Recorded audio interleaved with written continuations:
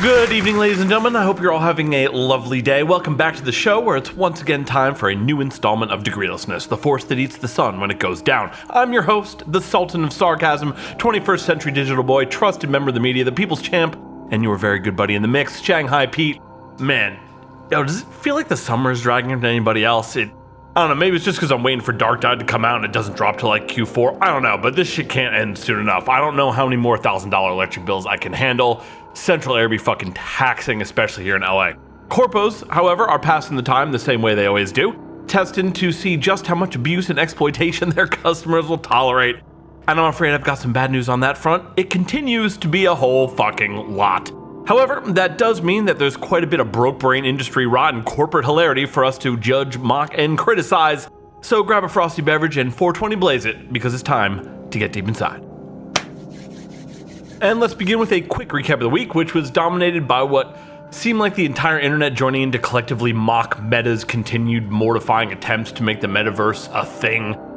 This time with a mind-numbingly idiotic and ancient-looking Mark Zuckerberg avatar. Why? I definitely understand why so many people think he's some sort of robot, because I can't imagine how any human being not designing Xbox Live avatars in like 2009 could look at this and think, oh yeah, definitely, this is great, let's show this to people. Now, all that aside, I don't really care to get into this any further. The entire metaverse thing is just a scam to inject scarcity into a new digital platform so Zuckerberg and others like him can then siphon grotesque amounts of money from anyone stupid enough to engage with it. It's not supposed to be actually appealing to anyone, as it's not designed to ever be an actual product.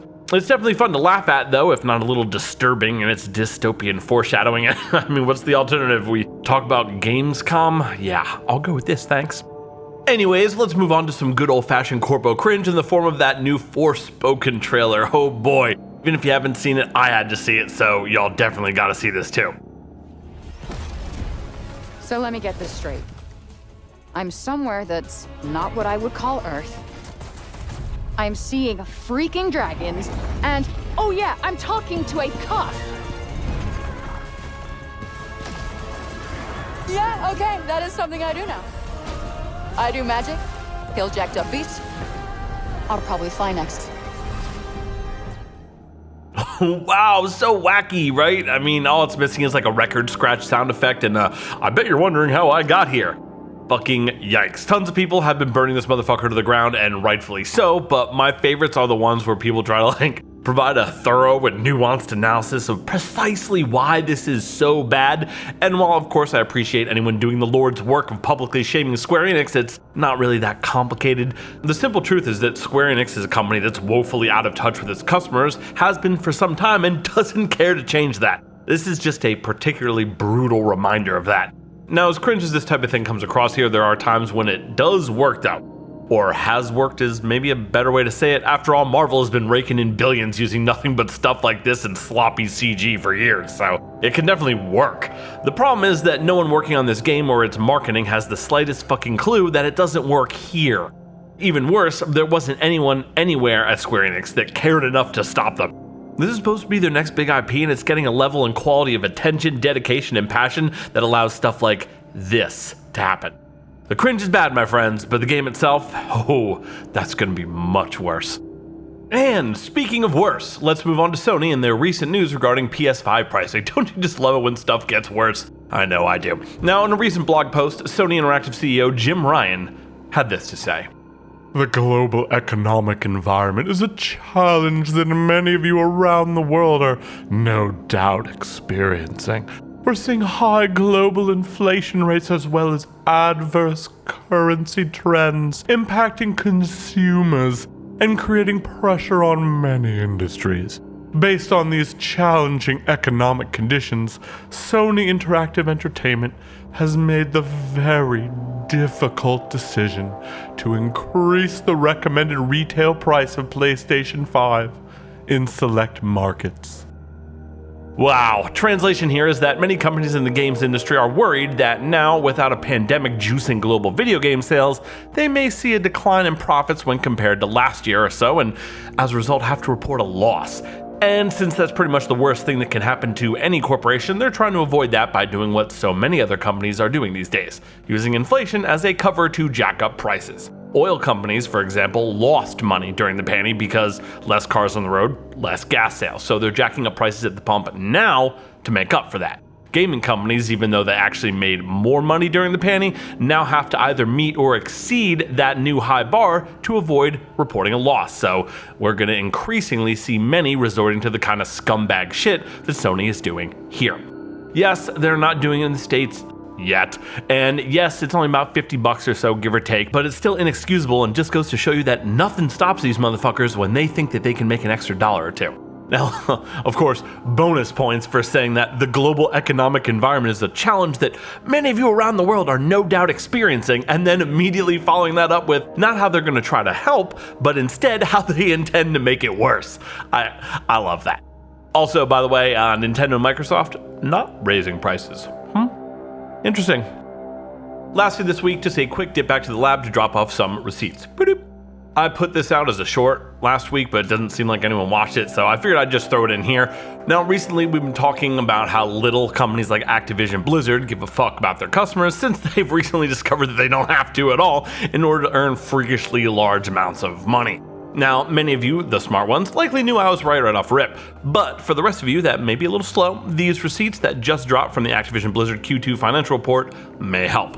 Now, first important fact, over the last year, Activision Blizzard lost 47 million users. Now you'd think, oh shit, that sounds bad, right? Wrong. In spite of that, they didn't just meet, but they actually exceeded their projected revenue target by more than $50 million.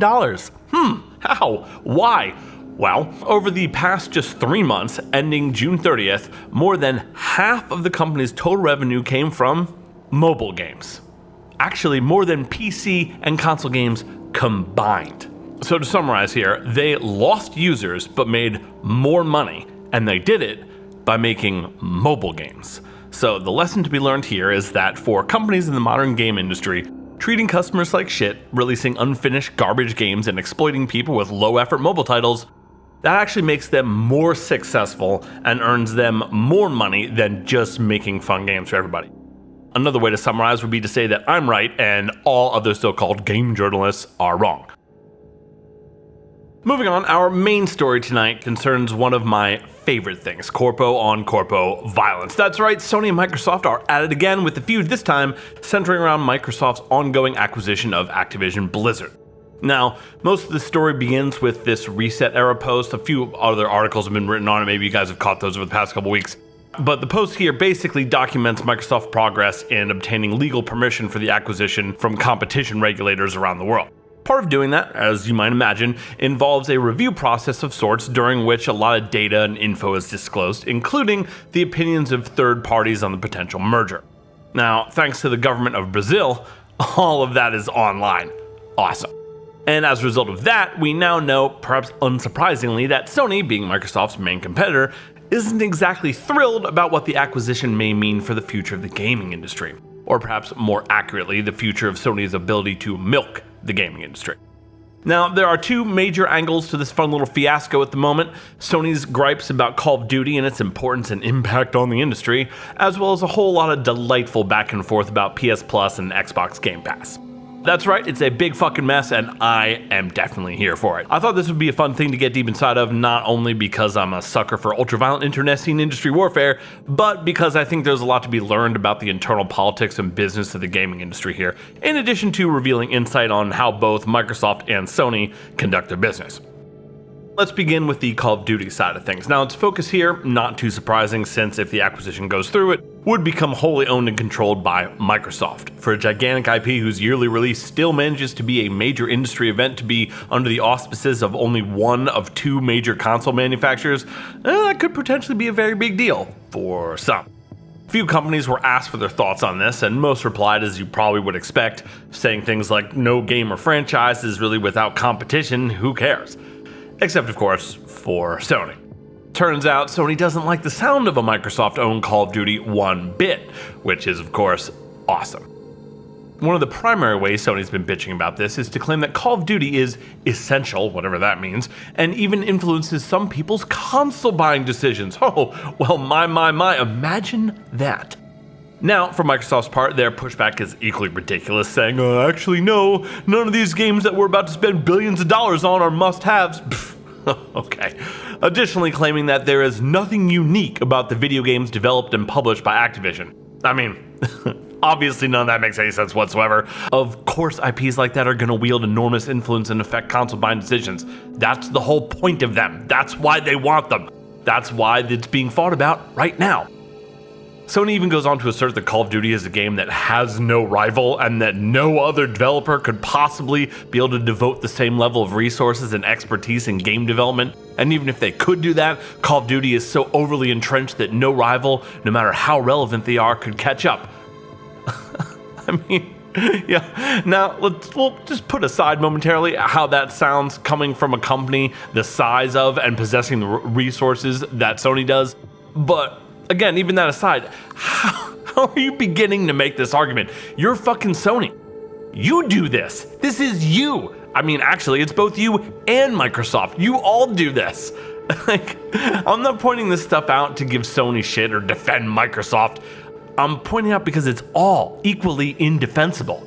Sony goes on to whine some more, even going to such lengths as to bring up how many social media followers Call of Duty has and to talk about how well Call of Duty performs in general. Like, wow. Sony is so desperate to maintain their current stranglehold and business strategy that they're arguing actively against their own competence, ability, and products.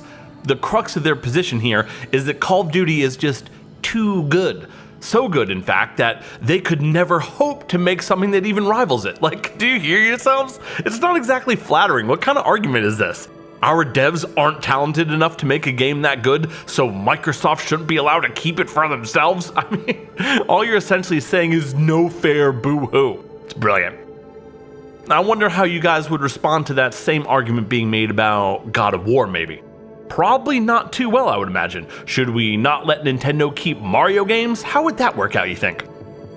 But that's not all. This goes far beyond just Call of Duty. We've also got some trouble in paradise regarding PS Plus and Xbox Game Pass. Looks like Microsoft is hitting back a little bit and accusing Sony of trying to inhibit the growth of their precious Game Pass service. But Sony would never do that, right? Of course not. It's not like they would pay developers to not put their games on Microsoft service, right? Now, regardless of how morally forthright you imagine Sony to be, that certainly is what Microsoft is claiming. In their statement to various regulatory agencies, they say Microsoft's ability to continue expanding Game Pass has been hampered by Sony's desire to inhibit such growth. Microsoft also claimed in an August 9th filing that Sony pays for blocking rights to prevent developers from adding content to Game Pass and other competing subscription services. Now, over here at the channel, we've been saying for years just how crucial the success of Game Pass is going to be to Microsoft's long-term strategy to essentially escape the slow but inevitable death of competing solely in the area of whose plastic box is under the TV, much like Nintendo managed to do before them with the Wii. They're speculating correctly, I feel, that the future of gaming is not going to be decided by whose box is under the TV, and as such, they would want to, as quickly as possible, build a user base that's not reliant on that in any way, and doesn't care about how many polygons their particular little box can output, but more about how much they like the games on offer. I mean, can't really fault them for it. It's a pretty smart move. It's definitely worked out for Nintendo. Now, that's probably going to be a little difficult to pull off if one of the only competitors that you have in the arena is trying to cockblock which games you can get on your service. And according to additional recent leaks from Capcom, Sony definitely has terms out there barring some games from appearing on rivals to PlayStation subscription services. And Xbox Game Pass would absolutely qualify as such. Now, as far as what I think about this, I couldn't really care less. Console exclusives have been a thing almost as long as there have been video games. I don't care if you're talking about physical exclusives, digital exclusives, streaming service exclusives, whatever. It's all the same shit. None of this is new, and the fact that it's being painted as though it is kind of entertaining. Bonus points do go to Microsoft, though, for managing to fit in some sick burns to Sony about how shitty their PS Plus service has been recently. That's legitimately funny, as it also pretty much perfectly encapsulates their entire response to all this. Well, you don't want us to have Call of Duty? Well, you're fucking Sony. How about you make a better one? You don't want people to use Xbox Game Pass? Well, you're fucking Sony. Make a better one. And really, this all just conveniently brings us down to the real heart of the whole matter here.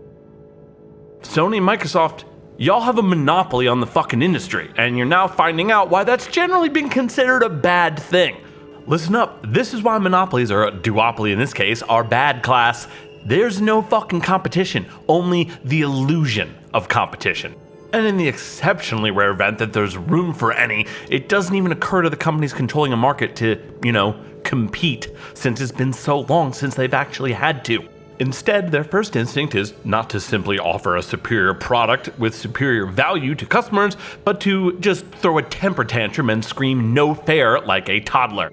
After which, of course, they most certainly do not then decide to finally start offering a product or service of competing value, but instead, they'll most likely make a back channel behind the scenes deal with their only other air quotes competition that ensures neither of them will actually have to ever compete, and instead, they just agree to share the market in its current state because that's what's cheaper for both. You're never gonna get any actual competition. See, that's how it works, folks. Once you get to this point, which you always do, by the way, whenever there isn't sufficient regulation, the small handful of companies left just agree to share the market because they know that that's cheaper than actually competing. And you and me, the customer, well, we get fucked, of course. That's why I always find these stories so funny. It's just the so-called free market turning on the very companies that have been abusing it to get where they are, and instead of altering their approach or, God forbid, learning anything, they just throw a public temper tantrum that always ends with them just cutting a deal with their would-be competition and the persistence of the status quo. Hooray. They were never actually gonna compete, you silly fucks. They're too smart for that. They've been making good money for far too long for that kind of nonsense. They'd rather get all you fighting a ridiculous little tribal battle about who's slightly less horrible and whose games are maybe just a little bit closer to actually being fun. With the reality being, of course, that they don't give a fuck about that. You care about that. It's amazing, simply fantastic. Just get out of the way, everybody, and watch as we bargain bin the entire games industry. Okay, that's our show. Thank you so much for chilling with us and spending this little bit of your free time here tonight. We love you today. We love you all the way. I think I'm almost done with this recent office posting, so hopefully I'll be back to working remotely and uploading more soon. I kind of want to try doing a week where I upload a video every single day just to cover the news like in real time and see what that's like and just how impossible it would be. It might be fun though, we'll see. We also have a 7-hour Let's Play featuring myself and Uptown Bobby beasting through the 90s survival horror jam sesh Dino Crisis, so that'll be up soon as well. In the meantime, catch us next week for more industry indignity and garish gaming ghoulies right here on DEGREELESSNESS. Woke up, smoke up, blunt, then I pass out. Pass out. Woke up, what up, smoke up, blunt, then I'm back down. Back down. What? Woke up, smoke up, blunt, then I pass out. Pass out. Woke up, what up, smoke up, blunt, then I'm